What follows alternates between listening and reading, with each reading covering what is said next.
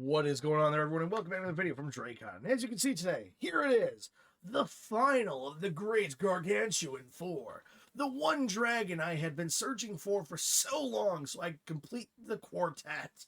That's right, the Gargantuan Dragon Quartet, which actually is more of a trio with their colossal dragon conductor, I guess you would say. Why I'm choosing a conductor for that term is a mystery to me. However, it makes sense. Here he is, the Gargantuan Blue Dragon, the limited edition creature. I am so grateful I could find one of these on eBay for a great sale price at auction and won to get them.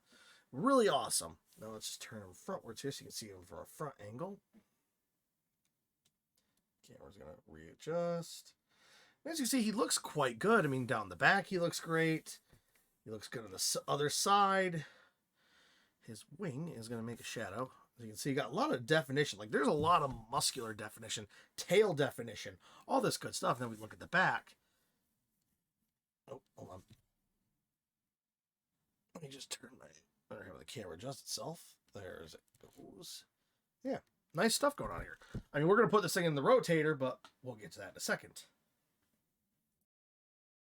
There we are. Now you got on the rotator so you can see him from the 360 rotating angles. Look at this beast go. The great blue dragon. The one who can conquer deserts, link his kind, and can rival a blue dragon, a red dragon, its stronger cousin, but still can give it a good fight if it needs to. This, of course, they rarely probably would cross, but man, it would be quite a battle to watch lightning blasts come from this big gargantuan boy versus intense lava, like hotter than lava fire blasts coming from the red. It would be a gargantuan battle of the ages. Now, definitely the blue dragon stands atop everyone but the red in those kin. That it is definitely stronger than the black dragons and the white dragons, as well as brown dragons that could come across it in the desert, and any of those other irritating desert dragons, such as coppers or brass dragons. And we know that blue dragons distaste the brass dragon. Or sorry, the bronze dragon, as it all it wants to... Or is it brass? No, it is brass. All it wants to do is talk and talk. And we know blue dragons don't have time for that. Though sometimes you might maybe find that blue dragon who occasionally will indulge the dragon and talk for hours. Why not? Can't always be bad. Now, you can see the one thing I'm not a big fan of. I wish every spike on this dragon had some detail attention to it.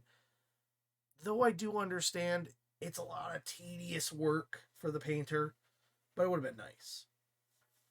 Now, there's one spot on the edge of the wing there where you probably saw it rotate, where there is a little bit of what looks to be the underbelly color on the wing.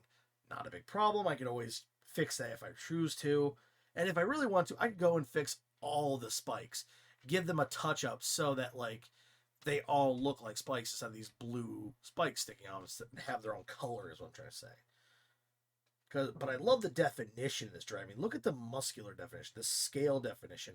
Man, this was the dragons of the old days, and honestly, in my opinion, could definitely still compete with the sculpts of today. Without any doubt, I would rather have this, and I'd rather have the new blue dragon if I had a choice. It's classic, but it has that classic dark dragon feel you just don't see anymore. We don't see these dragons with a grungy style of battle ready to fight. This one gives that kind of tone.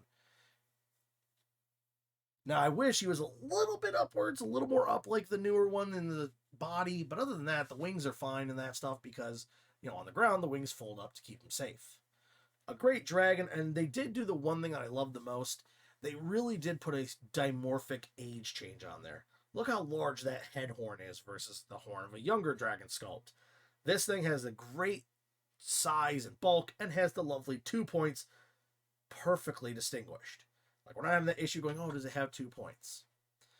And though the talons, I'm not sure. We've seen multiple pictures of the talons being white to a sort of yellowish color to black. But I think in the older days, it was just a black talon, so it works great for that. I love the flat crocodilian tail and all that detail in it. The giant triple points, they almost are trident scales that go down the back. And those lovely spike row down the back of the tail, which, in my opinion, should give the tail an extra damage of piercing. And it kind of reminds me of the rostrum of a sawfish, so I wonder if that's what it's supposed to be. If it is, that's an excellent biological factor I hope WizKids kind of takes advantage of soon and gives them like the sawtail ability, where like if they hit you with their tail, they can then drag it across you for like a bunch of slashing damage and do some serious damage, like the rostrum of a sawfish would do to a human if they hit you and then pulled off and hit you again, or they pulled down you. Like, it'd be quite painful. I mean, there's a reason ancient Aborigines used to take the rostrum of a sawfish and use as weapons. I'd seen a reason that someone could take the tiny section of the end of a dragon's tail and would do the same. Now, compared to his fellow dragons, he definitely doesn't have the height on his advantage, but yet he is on all fours. The other dragons are either standing on their 2 feet or they're sitting back. The Colossal Red, in my opinion, he needs to stand up more. He needs more spaced out sprawlingness so he can do more and be even more imposing, so that he could truly show that he is a rival to, say, the Tiamat or the Tarrasque minis coming out. Now, the White Dragon is the lowest of the chromatic, with black next, then blue, and then this. And honestly, these miniatures, when next to each other, which we will do a group shot here at the end, as you can see, they really look great together. Like, there's just so much stuff. I mean, let's get them all set up for a side shot, shall we? So here we have that lovely shot from above that shows all 4 of the mighty dragons of the Thor standing together. Now, this I will point out again. I really wish they had made a green dragon. It would have really completed the set to have a green dragon stand with his 4 chromatic brethren to make the true 5 dragon head or Tiamat type look going on here. I mean, and another thing too, I mean, this helps show his size. That blue dragon is definitely crunched down. Otherwise, he would definitely be dwarfing his brethren. I mean, don't get me wrong. The black dragon is probably the less muscular of all these dragons. White dragons that are kind of their rivals in a sense of their level, with the green dragons being at their kind of this 3-level bottom. The white dragon is muscular, but the blue's muscles are, whoa, bigger. Like, the blue dragon's neck thickness, his head, everything on him is just bigger than the black dragons, for instance. A green dragon would be the same as the black dragon, in my opinion. But then you have that blue. This blue is just so nice. I wish his head was up at least a little higher to help give him more of a profile stance. But it works for what he does. After all, they like to sit on top of large sandstone pyres and stuff and look down from their lair, from like the edge of their lair, and look down upon their sandy terrain and see what they rule over. Then you have the Gargantuan Red there, Colossal plus Red Dragon back there, which is just a terror.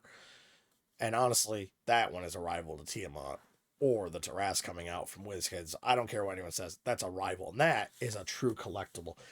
And I just want to thank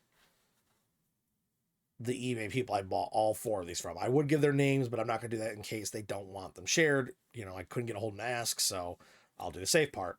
And just say that, you know what, look for people who are just trying to find these things good homes. Because each of the guys I got these dragons from was hoping these were going to go to a good home. And that's when I made offers or won bids, and that was it. Got myself the 4 dragon quartet. Anyway, guys, I thank you for coming this far in the video. Thank you for getting this far, definitely, and staying with the channel.